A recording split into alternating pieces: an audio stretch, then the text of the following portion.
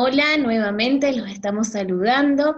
Estamos aquí con el profe Rolando para compartir y continuar con el aula número 6 en su parte número 2. ¿Cómo está usted, profe Rolando? Muy bien, gracias, Vero. Muchísimas gracias, ¿no? A toda la gente que nos acompaña. Entonces, estamos ahora en el aula número 6, parte 2, dando continuación a la parte uno que ya, que ya está ahí. Entonces, seguimos avanzando, seguimos un poquito más de la mitad entonces de la formación. El aula número 6, parte 2. Contentísimo por poder compartir contigo y con cada uno de la gente que nos acompaña. Genial, excelente. Vamos a continuar esta aula número 6, parte 2, hablando de los trastornos alimentarios, de nuestros trastornos en la alimentación. Y el primer tema que vamos a tocar en esta aula número 6, parte 2, es la sadorexia. ¿Quiere contarnos, profe Rolando, qué es la sadorexia? Sí. La anorexia procede de la anorexia, bulimia y ortorexia, combinado con un maltrato corporal y empleo de métodos de adelgazamiento masoquista, ¿eh? Entonces esto es un poquito más serio porque ya lleva la anorexia, lleva la bulimia y lleva la ortorexia. También se conoce este trastorno como dieta del dolor. Se empieza para llegar a una delgadez extrema con consecuencias catastróficas. Eh, el perfil, personas con baja autoestima, deprimidas, que buscan la perfección y desean alcanzar lo imposible, lo que les puede llevar a la muerte. Entonces, esto es muy importante a tener en cuenta. Los invitamos entonces a profundizar un poquito más sobre estos temas. Entonces, es para conocimiento y para poder acompañar y para poder derivar cuando el caso lo amerite. Luego tenemos el síndrome del comedor nocturno, que se caracteriza por la ingesta por la noche, más del 25% del total de las calorías que hay que tomar a diario, falta de sueño, anorexia matutina, poca o nula ingesta de alimentos en el desayuno. Entonces, esto es importante también entonces tener en cuenta. A la anorexia, comer en exceso, a la tarde, a la noche, con ingesta más del 50% del total calórico después de la cena. Además, provoca despertarse varias veces con ansiedad y tensión a la hora de ir a dormir.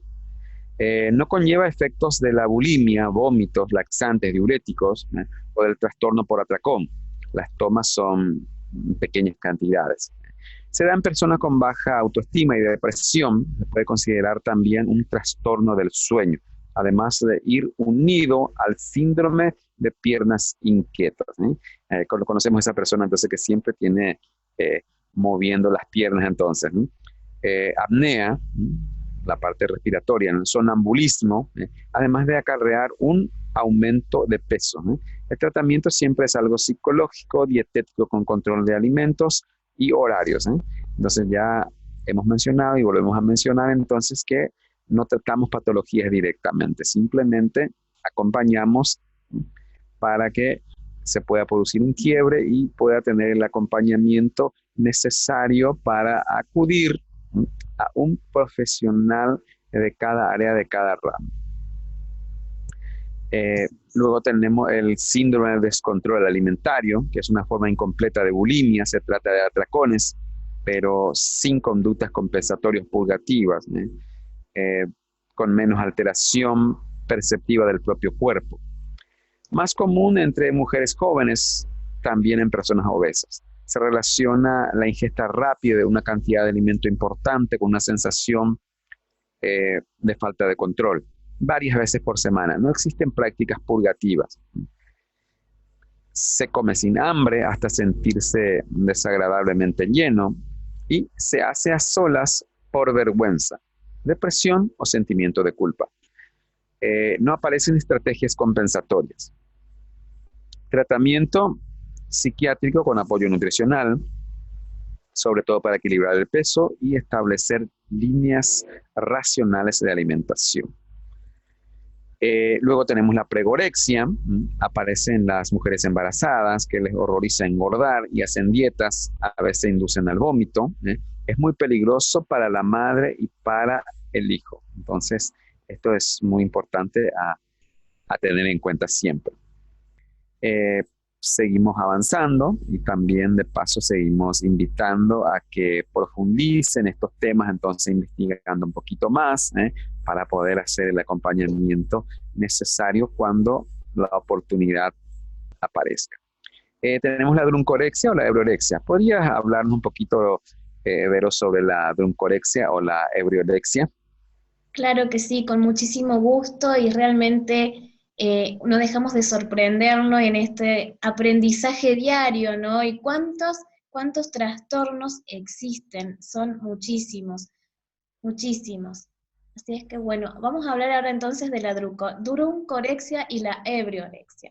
Estos son trastornos alimentarios que pueden afectar más a los adolescentes.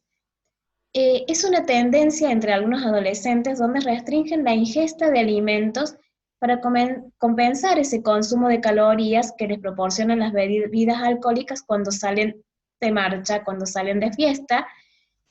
Suelen estar muy informadas de la cantidad de calorías que estos alimentos y bebidas poseen, pero no conocen la proporción y el equilibrio de esos nutrientes. Hay una gran desinformación en nuestros jóvenes y adolescentes sobre los valores calóricos, incluso energéticos y nutritivos que tienen este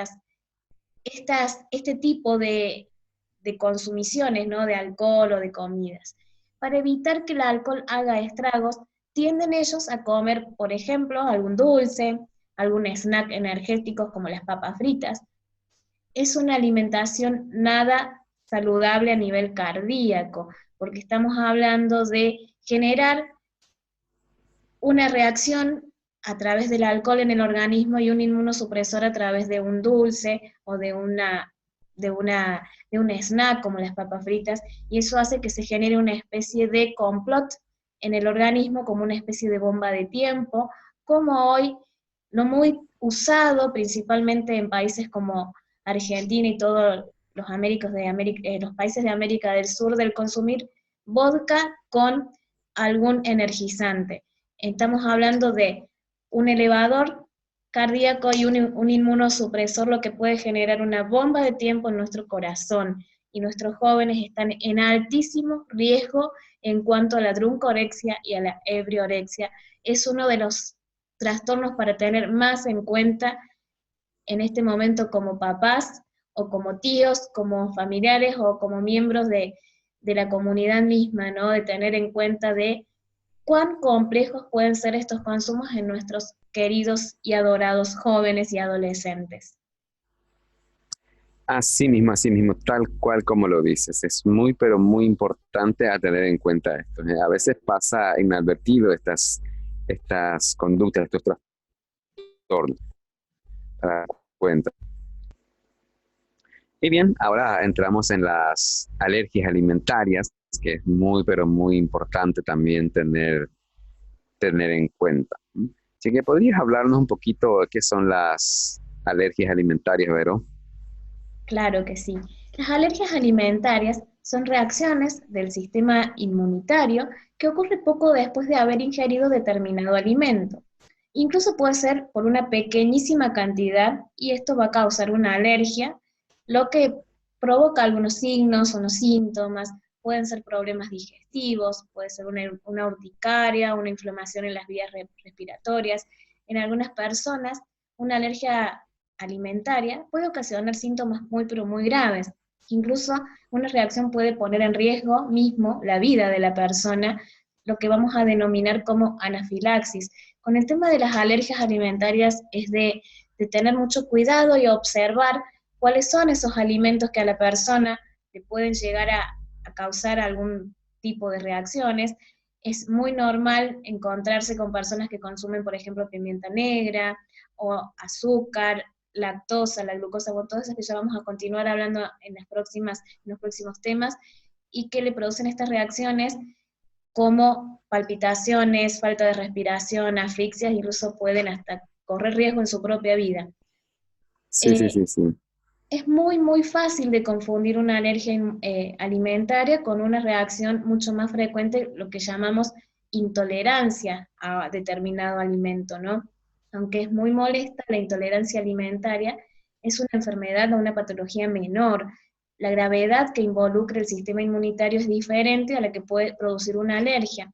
En este caso tenemos dos opciones. Por un lado, la alergia, que es una reacción del organismo ante determinado eh, factor o estimulante, y lo que sería la intolerancia, que el organismo no tolera determinado alimento, pero no produce a lo mejor un malestar tan complejo como la asfixia o las palpitaciones y que pueden llegar incluso a un paro cardíaco. No, la intolerancia es simplemente a lo mejor una reacción de malestar, un dolor de estómago, quizás un retorcijón o a lo mejor una náusea. En eso tenemos que también tener mucho cuidado con no confundir lo que es una alergia con una intolerancia. Así que bueno, continuamos, Así, profe. así mismo, tal como lo dice, sí, sí. Y acá justamente tenemos algunos signos y síntomas más frecuentes en una alergia alimentaria, y que son los siguientes: el hormigueo, picazón en la boca, urticaria, picazón, eczema, hinchazón en los labios, la cara, la lengua, la garganta u otras partes del cuerpo, silbido al respirar, congestión nasal, dificultad para respirar, dolor abdominal, diarrea, náuseas o vómitos, mareo, aturdimiento o desmayo. Eh, la anafilaxia, en algunas personas una alergia alimentaria puede causar una reacción alérgica grave llamada anafilaxia. Esto puede ocasionar signos y síntomas que pueden poner en riesgo la vida, así como lo mencionaste, Vero, entre ellos la opresión, estrechamiento de las vías respiratorias, inflamación en la garganta, sensación de nudo en la garganta que dificulta la respiración, choque con descenso grave de la presión arterial, pulso acelerado, mareos, aturdimiento o pérdida del conocimiento. Las alergias alimentarias son una respuesta exagerada del sistema inmunológico por el consumo de un alimento en particular. Entonces, así como Vero ya estuviste mencionando, entonces esta es la diferencia que hay. Entonces, uno es relativamente grave, mientras que el otro no registra, entonces, digamos, no es tan comprometedor. Tal cual. Luego, Así es, profe Rolando, tal cual. ¿Alergia o intolerancia? ¿Cómo lo sí. detectamos? En muchas ocasiones las personas confunden la alergia alimentaria con una intolerancia. No obstante, aunque comparten similitudes, como que provocan efectos nocivos en el organismo a causa de la ingesta de determinados alimentos, no son iguales. Las alergias se producen por una respuesta inmunológica alterada a los alimentos, mientras que las intolerancias no intervienen en el sistema inmunológico. Las principales causas de la intolerancia suelen ser por alteraciones en la digestión y o el metabolismo de los comestibles. Entonces, para ir teniendo en cuenta. Aparece, por ejemplo, la intolerancia al gluten, que es la enfermedad celíaca, que es una intolerancia entonces permanente al gluten. Se estimula que el 1% de la población padece de esta enfermedad y que es más frecuente en mujeres que en hombres, en una proporción de 2 por 1. Entonces, esto es generalmente hoy en día va aumentando las personas con intolerancia al gluten. ¿Qué es el gluten? El gluten es una proteína de ciertos cereales como el trigo, la cebada, el centeno, la avena, la espelta, el camut. El problema se encuentra principalmente en las personas celíacas, que es por el gluten. No solo está en los alimentos, sino que la industria ha utilizado el gluten como espesante en múltiples productos. Entonces, esto es muy importante a tener en cuenta. Entonces, la persona que tiene una enfermedad celíaca tiene que informarse qué alimentos, qué productos, qué etiquetas, tiene que ir controlando todo esto, entonces, para tener en cuenta. La enfermedad celíaca, también conocida como celiaquía o enteropatía sensible al gluten, se caracteriza por la inflamación de la mucosa del intestino delgado como consecuencia de una intolerancia inmunológica y permanente al gluten, ingerido de la cebada, del trigo, el centeno, y en aquellos que tienen predisposición genética a sufrir la enfermedad. También la avena. Interesantísimo, interesantísimo. Y desde el coaching nutricional y la alimentación consciente, qué bonito también poder ser ese agente de cambio, ese agente de compartir los conocimientos, las investigaciones, como lo venimos haciendo nosotros cotidianamente en este hermoso grupo de formación, compartiendo algún tipo de conocimiento que tiene que ver con la naturopatía, con esto de las depuraciones, que son todas experiencias muy, muy bonitas, muy saludables, que incluso pueden llegar con el tiempo, con el compromiso, con la responsabilidad y con la conciencia a revertir, me atrevo a decirlo y usted me puede corregir, profe, en un 90% los casos y los riesgos de patologías que las personas padecen en su vida diaria, en su cotidianeidad, como por ejemplo lo que es la diabetes, la celiaquía, y todos esos trastornos que a través de una depuración y que a través de una alimentación saludable, esos síntomas y esas patologías realmente pueden cambiar. Somos ejemplo y podemos dar fe de estas experiencias y que es muy, muy bonito compartirlas sin dar un consejo de decirles a cada una de las personas que están en este programa que hagan una depuración o que hagan determinado tipo de dietas, simplemente compartiendo algún tipo de conocimientos y experiencias propias y personales que hemos llevado y realizado tanto usted, profe, como yo misma. Realmente es muy, muy bonito poder compartir estas experiencias como agentes de cambio y de transmisión de conocimientos, de facilitadores de experiencias. Así mismo, Vero, tal como lo dice. Sí, sí, justamente con una alimentación más sana y natural, el cuerpo lo que hace es restablece el orden y la paz en el organismo. Entonces, así como lo dice, se puede revertir, se puede mejorar la calidad de vida e incluso se puede revertir totalmente ya dependiendo de los casos. Así mismo, tal cual como lo dice. Genial. ¿Podría decirnos, por ejemplo, manifestaciones más características de la enfermedad celíaca, cuáles son, Vero? Claro que sí. Las características más relevantes de las personas celíacas son la diarrea, que genera pérdida de peso, la anemia, disculpe, que son deposiciones frecuentes, blandas, grasientas, pálidas, pestilentes, dolor abdominal, hinchazón, gases, indigestión, también el cambio de carácter, los dolores de los huesos, las articulaciones, calambres musculares, fatiga, depresión, vómitos, estreñimientos, las menstruaciones irregulares, las uñas frágiles, la pérdida de cabellos, las dermatitis herpetiformes, que son una afectación que se genera en la piel de forma de ampollas y ronchas, sobre todo más que nada en las zonas donde se generan pliegues como los codos, las rodillas, la cintura. Aparecen algunos pacientes con celiaquía y se considera que tienen una estrecha relación con esto. Son todas síntomas y signos que se deben tener en cuenta y que si las personas los han padecido, es muy importante que acudan al médico clínico y luego a un nutricionista para que pueda regular esas dietas y finalmente llegar a nosotros como coaches expertos en nutrición para lograr esos procesos de dietas, esos procesos de cambio de hábitos, y buscar alternativas para una vida más sana y saludable. Así mismo. Esto es muy, pero muy importante a tener en cuenta para poder hacer el acompañamiento siempre. Entonces, Eh, este caso de la celiaquía es justamente es grave porque cualquier alimento podría entonces producir, digamos, una descompensación en la salud en forma general. O sea, tener, a informarse siempre. Entonces, y ante la mínima sospecha entonces de que alguien pueda tener celiaquía, entonces a consultar. Siempre es importante consultar salir de las dudas entonces. Claro que ¿Qué es sí. una dieta sin TAC?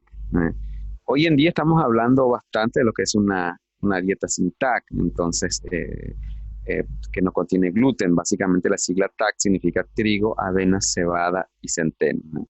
Que es una dieta libre de gluten, gluten free o sin TAC, como se le dice hoy en día. Entonces implica que bajo ningún aspecto debe contener gluten, es decir, que el menú sin gluten no podría incluir nada que contenga trigo, avena, por contaminación. Generalmente la avena entonces lleva gluten, pero ya por la contaminación, porque es muy fácil de contaminarse con gluten mientras se está trabajando, mientras se está manipulando. Entonces, tampoco se podrían incluir productos procesados que no estén certificados como libres de gluten, famoso gluten free. Cada país cuenta con un organismo que se encarga de certificar un producto elaborado que no tiene gluten, y por lo general se identifica con un logo o con un sello. Y también entonces cada país tiene su asociación, o generalmente algún organismo entonces que en donde cual uno puede acudir entonces cuando uno es celíaco, tiene un familiar, entonces con esta, con esta patología, entonces celiaquía, para que pueda acudir en esos lugares y pueda recibir la información apropiada para que pueda tener una calidad de vida mejor. Los efectos del gluten en el cuerpo humano, en contacto con la mucosa intestinal, interfiere con el metabolismo, la absorción de los nutrientes, estreñimiento, sensación constante de leve fatiga, artritis reumatoidea, lupus, gases e hinchazón intestinal, dolores musculares vagos, infertilidad, confusión mental, ataxia, alteración del equilibrio, torpeza, pérdida de coordinación. Eh, Alimentos que contienen gluten son trigo, cebada, centeno. La avena también ya dijimos que puede contener gluten justamente porque es muy fácil de contaminarse. Alimentos como los embutidos, quesos, salsas, golosinas, comidas preparadas, ciertos medicamentos, bebidas destiladas o fermentadas, frutos secos, colorantes alimenticios. Y los efectos del gluten en el cuerpo humano, entonces, daño inmunológico inmediato en la mucosa intestinal, destrucción de las vellosidades intestinales, la celiaquía o síndrome irritable, dermatitis hipertiforme, en contacto con el cerebro, funciona como un opiáceo generando más apetito, principalmente en el trigo. Por eso justamente es que comemos el, el pan blanco y queremos seguir comiendo más entonces porque es adictivo, genera sustancias opiáceas.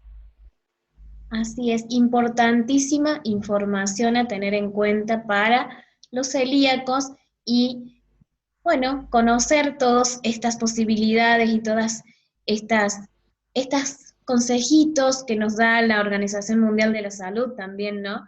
Para poder contrarrestar los efectos y los síntomas de la celiaquía, que suelen ser muy, muy, muy complejos también. Continuamos, profe, el Así gluten. mismo, sí, Continuamos tenemos con el el gluten, la gliadina y la glutenina, que son los principales problemas del trigo actual. El gluten, que es una glucoproteína compuesta por una proteína unida a varios glúcidos, azúcares simples o compuestos. La palabra gluten proviene del latín, que significa cola, goma o materia viscosa de origen orgánico.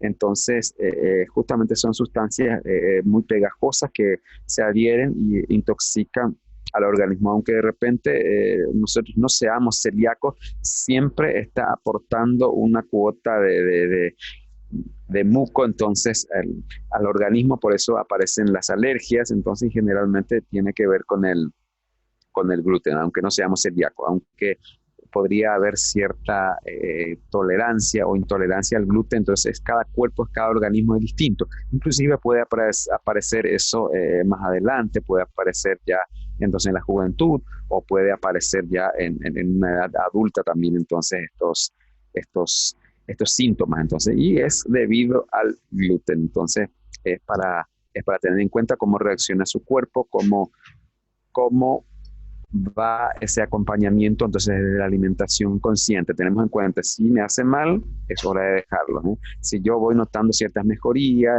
dejo de tener moco, dejo de producir catarro, entonces ahí está el trigo y entonces está el gluten de por medio, entonces por eso es tiempo de ir escuchando cómo va reaccionando el cuerpo, de ir teniendo en cuenta este proceso que cada quien debe ir sosteniendo, ¿eh? Es personal.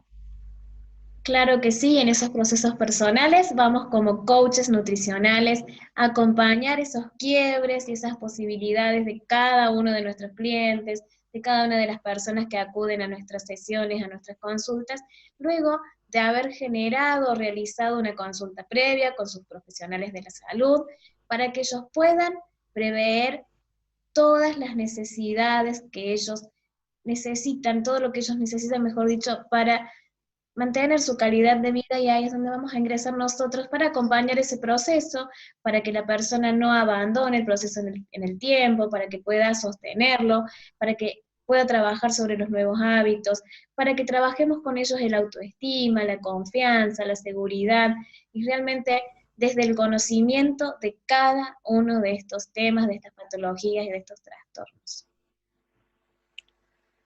Así mismo, así mismo. Y siempre invitamos entonces a que sigan profundizando estos temas, sigan avanzando, seguir investigando. Nosotros estamos aportando estos materiales, pero lógicamente se puede ir profundizando. También vamos a ir subiendo materiales al grupo al respecto para ir profundizando un poquito más entonces sobre estos temas. Así es que llegamos a la parte final del aula número 6, parte 2. De mi parte, muy agradecido contigo, Vero, muy agradecido con toda la gente que nos acompañe siempre. Así es que gracias por ser, gracias por estar y gracias por existir a cada uno de ustedes. Muchísimas gracias también a ti, profe Rolando.